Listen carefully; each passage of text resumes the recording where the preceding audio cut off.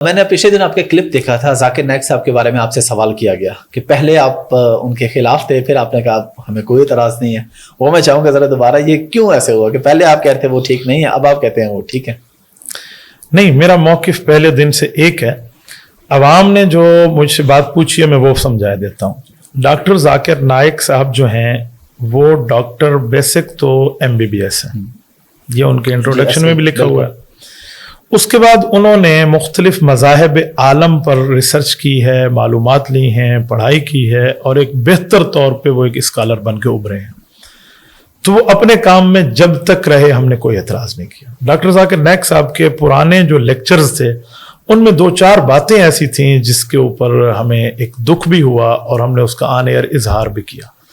مثلاً آپ نے ایک جگہ ان سے سنا ہوگا، ان کے لیکچر میں حقوق نسواں کے عنوان پہ ان کے لیکچر تھا. اس میں انہوں نے فرمایا کہ قیامت میں مرد کو حور ملے گی اور عورت کو حورا ملے گا. تو ہم نے اسے اسلامک پوائنٹ آف ویو سے غلط سمجھا، ہم نے اس پہ اعتراض کیا. اسی طرح ایک بات بیان کرتے ہوئے انہوں نے حضرت عمر رضی اللہ تعالیٰ عنہ کے لیے فرمایا کہ ہم حضرت عمر کے مسئلے کو چیک کریں گے، اگر وہ شریعت کے مطابق ہوگا تو لیں گے، مخالف ہوگا تو چھوڑ دیں گے. میں نے اس پر بھی اعتراض کیا کہ حضرت عمر رسول اللہ صلی اللہ علیہ وسلم کے براہ راست شاگرد ہیں، قرآن کریم کی نزول کے آئی وٹنس ہیں اور قرآن اور احادیث پاک کے حامل ہیں. تو اس پر آج کے بندے کو یہ وہ اتھارٹی نہیں ہے کہ حضرت عمر کے لیے یہ کہے.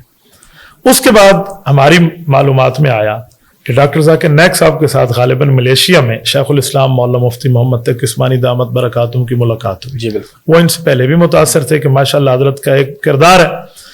تو ڈاکٹر صاحب سے انہوں نے کچھ گفت و شنید کے بعد یہ بتایا کہ ڈاکٹر صاحب جو آپ کام کر رہے ہیں مذاہب عالم پہ، یہودیت پہ، پارسیت پہ، سکھ مذہب پہ، سکھزم کے ساتھ ہندوازم پہ، یا اسی طرح آپ جو ہے نا گرنتھ پہ، پوتھی پہ، یا آپ یہ باقی ان چیزوں پہ جو مذاہب عالم ہے، بہت اچھا کر رہے ہیں. بس آپ انہیں تک ہی محدود رہیں، فتویٰ جانے، مفتی جانے، علم جانے، مولوی جانے، سوال جانے، مستفتی کے معاملات جانے، تو آپ اس میں انٹرفیئر نہ کریں. میرے خیال میں وہ اس بات کو عمل کر رہے ہیں جہاں تک ہم نے دیکھا ہے. کوئی 5 سال ہو گئے ہیں ہم نے ان کو دوبارہ ایسا کوئی قابل اعتراض لیکچر نہیں سنا جیسے ہم پہلے سن رہے تھے.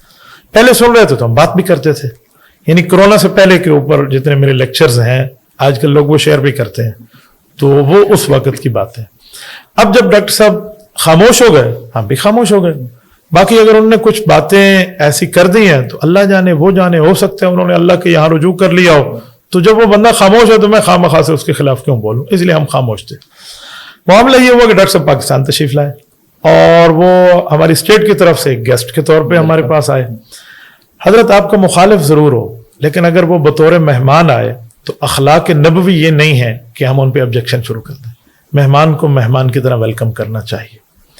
اور پھر وہ مہمان اپنے معاملات میں خاموش بھی ہے، وہ کام کر بھی نہیں رہا جو اس کام پہ ہمیں اعتراض تھا. ہمیں کسی کے چہرے سے اعتراض تو نہیں ہے، یا کسی کے ذاتیات یا پرسنل کوئی ہمارے لیے پرابلمس تو نہیں ہے. تو اس لیے میں نے اس سوال کے جواب میں کہا، غالباً میں یہ ملتان میں تھا جب مجھ سے سوال ہوا، تو انہوں نے کہا جی ڈاکٹر ذاکر نائک صاحب تشریف لا رہے ہیں تو آپ ان کے بارے میں کیا کہتے ہیں. تو میں نے انہیں بتایا کہ ڈاکٹر نائک صاحب کے ساتھ ہمارا یہ معاملہ تھا، وہ خاموش تھے، ہم بھی خاموش ہیں.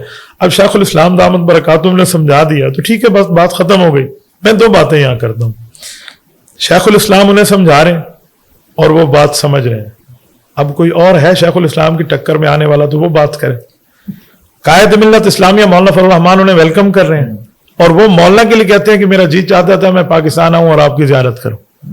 وہ ان کی عزت کر رہے ہیں اور مولانا ان کی عزت کر رہے ہیں. لاکھوں علماء کے قائد نے انہیں ویلکم کیا تو پیچھے کچھ بچا. تو میں نے کہا مہمان ہے اس کی ویلکم کرو، ختم ہو گئی بات.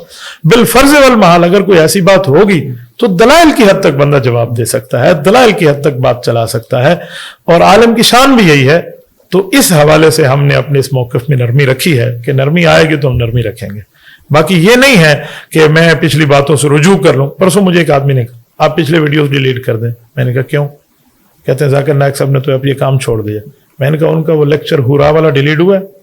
کہتے ہیں نہیں. میں نے کہا وہ حقوق نسواں کے معاملات ڈیلیٹ ہوئے ہیں حضرت عمر کے؟ کہتے نہیں وہ تو ہے. تو میں نے کہا پھر وہ خاموش ہو گئے. میں نے کہا ہم بھی خاموش ہیں. اللہ خیر صلی اللہ. ڈیلیٹ وہ فرما دیں گے، ڈیلیٹ ہم فرما دیں گے. آگے وہ خاموش ہے، ہم کہیں گے ٹھیک ہے اپنا کام کریں. بلکہ میں تو دعا کرتا ہوں اور اس شخص کے لیے جو اپنے میدان کے اندر بیٹھ کے دینی کام کرتا ہے تو اللہ پاک ان کو جزائے خیر عطا فرمائے.